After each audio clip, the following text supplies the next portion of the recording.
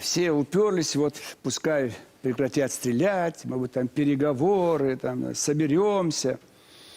А это начало уже вот борьбы Турции за объединение всех тюркоязычных народов.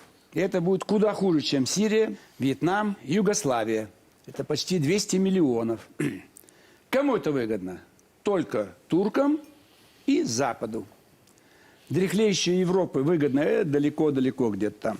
Когда Вену турки брали, они зашумели все. А тут уже турки Вену не будут брать, они будут брать Азербайджан, Туркмения, всю Среднюю Азию, наш Горный Алтай, Хакасия, и начнут беспокоить тюркские районы Китая. Там ждут их с нетерпением. Уйгуры, Кашгары, Дунгани, ибо они тоже тюркоязычные. Это на весь 21 век, если еще не дальше. Потому что это выгодно США. Таким образом, нам 3 фронта поджигают. На Западе Балканы, Белоруссия, Украина, Прибалтика, что там устроят нам пожарчик. На юге или весь мусульманский мир, или тюркоязычный, или только сунниты. Какая разница? Большой пожар. Когда нам трудно там особенно использовать мощнейшее оружие. Здесь Средняя Азия, там же русские живут. 500 тысяч в Киргизии, там миллион почти в Узбекистане, в Казахстане несколько миллионов. Но это вот 3 фронта, чтобы мы мучились. Чтобы мы мучились. А третий какой? Западный, южный и дальневосточный. Дальний Восток тоже подожгут. Они уже пробовали прижать Северную Корею. Япония будет тоже что-то пробовать. Тайвань, острова. Или в Китае начнется своя перестройка. Она начнется. Вечно не будет это одна партия. Китай тоже будет биться. У них на западе турки, на востоке японцы, корейцы, на юге, на севере эти вот монголы, в центре Тибет, на юге Вьетнам, Мьянма, Индия. То есть Китай также окружен всеми будущими конфликтами. Кому выгодно? США и Европе. Подальше от них. Чтобы никто больше на Берлин не шел, и никто бы там США бы не угрожал. Пускай русские и китайцы мучаются. Вот они всеми там. И осуждать их. Нарушение прав человека, беженцы, плохое питание, что вы делаете, там много заболевших. И они пускай дряхлеет Европа, а Америка свой, так сказать, пасьянс раскладывает. Что делать? Но причина-то ведь никто же вы же все замалчиваете. Скажите правду. Этого бы не было, если бы у нас не было Октябрьской революции. Ленин. Это Ленин поддержал турок. Ленин. Да, было такое. Думаешь, что это будет Советская Турецкая Республика, еще одна в составе Союза в 22 году, в 23 году. Вот в чем проблема. Было. Когда партия ставит интересы, так сказать, мирового коммунистического движения выше национальных, на русских наплевать. Вы имеете в виду Карский договор, да? Да все вместе. Вот они же, так сказать, все раздали. Все, что Россия завоевала у Турции, пол Турции почти было под русским флагом, все отдали туркам. Все. Словно не было Первой мировой войны. Голодная Россия оружие дали, деньги, золото, советников. У вас у самих и кокаин. Еще кругом восстание. И кокаин, говорят, да. Все, что надо. В 45-м тоже Сталин испугался. Из Северного Ирана ушел, с Восточной Турции ушел. Тоже можно было взять. Хотя бы Карс и Эрдоган. Уже эти города турки с удовольствием отдавали. Там же была прямая угроза применения ядерного оружия. Ничего не было. Да все сегодня отговариваются. Кругом стояли американские войска. Какое применение ядерного? Мы же там всю бы американскую армию расстреляли бы в Европе. И в Японии стояло, они никогда, даже 10 солдат погибнут, американский президент уйдет в отставку. А тут кругом сотни тысяч солдат. Никогда они не применят ничего. И поэтому это все отговорки. Вот сегодня что? Винят Горбачева и Ельцина. Но они марионетки. Их привели к власти. Поэтому если мы не поймем, кто разжигает Карабахский костер снова, мы не поймем до тех пор, пока не разоблачим тех, кто привел к власти Горбачева и Ельцина. Кто Их это? же привели для того, чтобы развалить нашу страну. Кто это? Это западные спецслужбы. Как сегодня кто опекает этого мальчика, берлинского пациента? Опять они же. Кто опекал Немцова? Я был с Немцовым в Лондоне. Запросто со всеми депутатами. Все его знают. Да, дружок наш, Немцов пришел. Я их понять не имею. А он там со всеми Вась, или там какой-то Каспаров, там, Пономарев. Пол справедливой России в бегах, и там все якшаются с этими вот друзьями. А сидят в парламенте. Коммунисты с Навальным сидят в парламенте. Это кто делает сегодня? Поэтому те, кто привел Горбачева к власти, началось 1972 год с женой, как обкомовский работник, Ставропольский крайком, еще никто он. Туристическая поездка в Италию, пожалуйста. Я не мог поехать. Никуда. ГДР только выпустили. В Болгарию уже остановили. Отозвали мою характеристику. А он с женой Раисой, она любит украшения по магазинам. Скупила все, что можно. Впервые дорвалась. Такое и Древний Рим, Римская империя. А кто платил за все за это? Спецслужбы. Взяли на крючок. На крючок взяли. И так вели. А что же вы столько лет молчали? А? Что же вы столько лет Ну не молчали? я, уж все опубликовано. Что молчать? Не-не-не, просто Владимир Вольфович должен был еще тогда Да я остановить. говорил всегда, это везде говорю. Вы же в 2 часа ночи будете показывать передачу. Нет, Когда раньше. Все, ну, по 1:30 в час. Еще раньше. Спать должны все в 11:00. Разбудим, чтобы все вас 23. слышали. Вот. Поэтому это все ведь, вот это, как Ленин, что Ленин сам приехал сюда? Деньги дали, в вагон посадили, приехали. Финский спецназ арестовал последнее русское правительство. Не рабочие Петербурга, они пьяные валялись на улицах Петербурга. Убивали полицейских, разгоняли суды. Стрельба шла по городу. Гражданская война, как сейчас Карабах. То же самое. Убивают друг друга. Молодые азербайджанцы. Армия – это продолжение ленинской национальной, вашей ленинской, ваш Михеев. Вот большевик. Михеев как раз против Ленина. Станкевич коммунист. Вот коммунист. Станкевич вот коммунист. Шахназаров. Мы марксисты. Да. А Станкевич коммунист. Да. Не марксист, Владимир Владимирович. Но все равно вы только сегодня начали говорить. Нет, логика. Сергей А где Александрович ваша всегда логика был. была давным-давно. Владимир Вольфович, что делать? Что делать? Владимир Вольфович. Вот сейчас у нас с вами не барабан должен быть и не контрабас, а не виолончель, скрипка. С самым тонким звучанием. Вот что сейчас делать? Стать на сторону Азербайджана, армяне обидятся. На армянскую. То есть мы не можем и не должны вставать ни на какую сторону.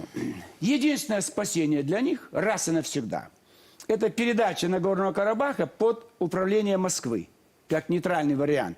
Там по-русски все говорят, и это было частью Российской империи. Другой вариант – Османская империя, они уже там.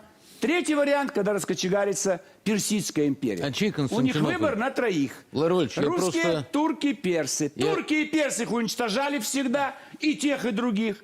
А защищали и спасали только Только русских. мы. Что? Нет, просто я ждал, когда вы скажете фразу, которую часто говорит Семен Аркадьевич Багдасаров, Да. что Константинополь – это русский город.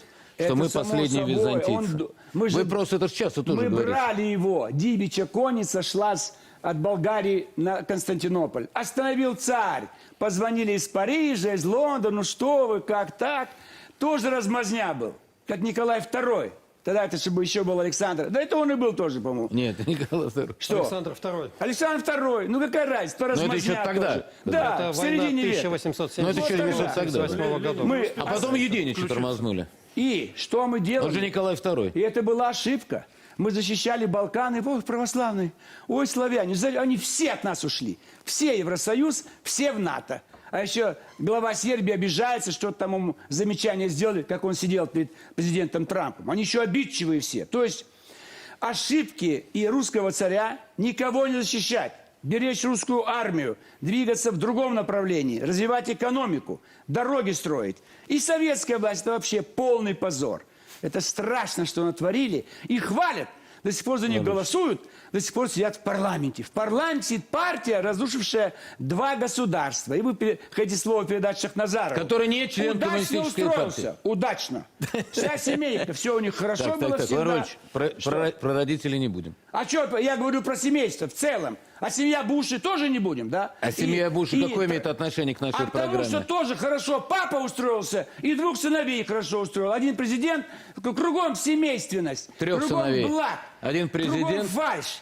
А погибают молодые Владимир люди, Ильич, молодые армяне, я вам молодые скажу так. турки. Вот Они отец- погибают. Молодые отец- русские. Сегодня Владимир Ильич, годовщина октябрьских Владимир событий. Ильич, Как вам нравится? мне не нравится Расстреляли совсем. парламент и поставили памятник. Гитлеру до такого не додумался. Гитлер Мне не чужими нравится- руками поджег Рейхстаг. Владимир Ильич. А у нас русские танки брали Берлин, а теперь шарахнули по последнему советскому парламенту. Значит, Что? мне это не нравится совсем, так же мне не нравится... Годовщина сегодня. Я в курсе. А Так- как ее отмечают? Спокойно. Да никак. Мне также, вот мы Где обсуждаем. защитники Ельцина? Мне- Мне орали всю ночь 4 Мне, например- Ельцин. А сейчас Станкевич орал Лаврович. там из Совета. Орал, за Ельцина. Орал. Я сегодня Сейчас ночью, ему стыдно я сегодня говорить. ночью услышал крики, выглянул из окна, Станкевич кричит за Ельцина. Да. Но если говорить серьезно, то давайте все-таки не трогать родителей. Да, Отец хватит Карен уже. Георгиевича Шахназарова Нет, давай. прошел войну. Согласен. Героически. Да не надо опять Вот всё. давайте с уважением. Рейтинг не трогать, С уважением. национальность не трогать, вероисповедание не А трогать, вы хотите... социальное не трогать, Лаврович, ну власть не трогать. давайте сейчас чиновник- начнем с вас. Вы мне кричали Да, на передаче давайте еще на другом, Хабаровск не трогать. на другом канале. Да, Хабаровск пожалуйста, трогайте, что бунтует уже хотите. 3 месяца, не трогать Хабаровск. Взорвалась А почему Белоруссия, ваш губернатор не трогать, может не утихомирить трогать. Хабаровск? Да. А не надо. Там ваш губернатор Дегтярев. Мы не Ваш только человек. Да. Ваш там Не человек надо стоит. поясничать, не Кто надо. пояснить? Хабаровск Вы 3 мне месяца бунтует. кричали, Да. когда еще работали на канале НТВ, вы Да. мне кричали, Соловьев, не трогай моих родителей.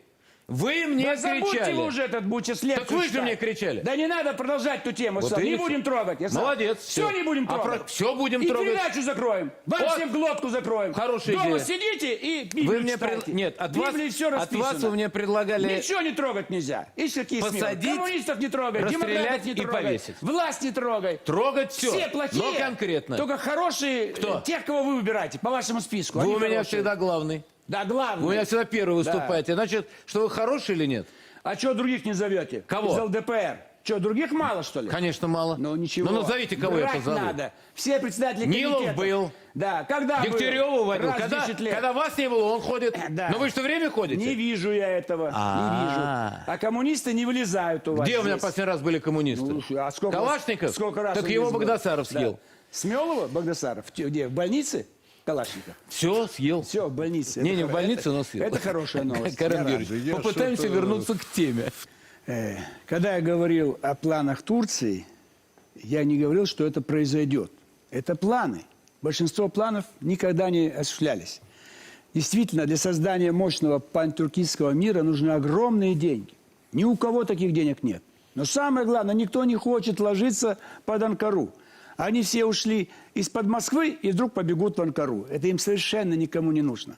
Я с ними разговаривал, говорит, нет, к нам приезжают комиссары турецкие, предлагают. Но мы говорим, давайте деньги, а денег нет. Тогда что вы просите сотрудничества тесного и так далее. Но, конечно, настраивать против нас рычаги есть. Вот последний пример. В Туркмении закрылась последняя русская школа. То есть дерусификация, убрать кириллицу, латинизация алфавита, обучать всю интеллигенцию, элиту, военную, гражданскую в Турции. В этом плане подальше оторвать от нас, которые были близки нам, эти народы Средней Азии, это у Турции может получиться. Но самое главное, вы это не сказали, есть никто. Иран, вот главная проблема. В Иране 30 миллионов иранских азербайджанцев. И они будут смотреть. Если турецкое, азербайджанское новое государство будет богаче и сильнее, они потребуют для присоединения. Ирана. Присоединение иранского Азербайджана к турецко-азербайджанскому. Вот это будет удар по Ирану. Что и требуется в дальнейшем. Потому что шиитский Иран и боязнь Израиля, что все-таки может быть когда-то очередное нападение на Израиль. Вот это скорее будет. Там Ташкент далеко, Алмата, Лаврович, Бишкек и мы, к так далее. А сожалению, вот здесь близко. Ох, я бы с Но в вами- любом случае... Да, Да. есть только нюансик. потому Армянию что- не надо думать, что она останется как бы на растерзании Не одна. дадим. Армян, диаспора огромная, влиятельная и богатая. И оружие поставит, Нет, и добровольцев. мир не может себе позволить еще одного геноцида Да, армян. да, Это поэтому здесь однозначно. Армении ничего не угрожает, но драться за Карабах они будут до тех пор, пока Россия снова не превратится в империю. А это расхлябанная страна, где какой-то мальчишка из, так сказать, берлинский пациент нам будет устраивать какую-то новую мини-революцию, это не годится. Надо всех арестовать. И Навального, и Станкевича, и Зюганова, и централизованная давайте страна. поручим Убрать все Станкевичу арестовать республики, Зюганова. все республики убрать. Еще мощнее сделать армию, науку, бизнес, Вот и поддерживаю сделать после этого богатой Владимира страну, Вольфовича. Вот мы должны больше демократии, сейчас- не ту, которую нам Ельцин Да, у дал нас сегодня демократию. необычная передача. Владимир Вольфович.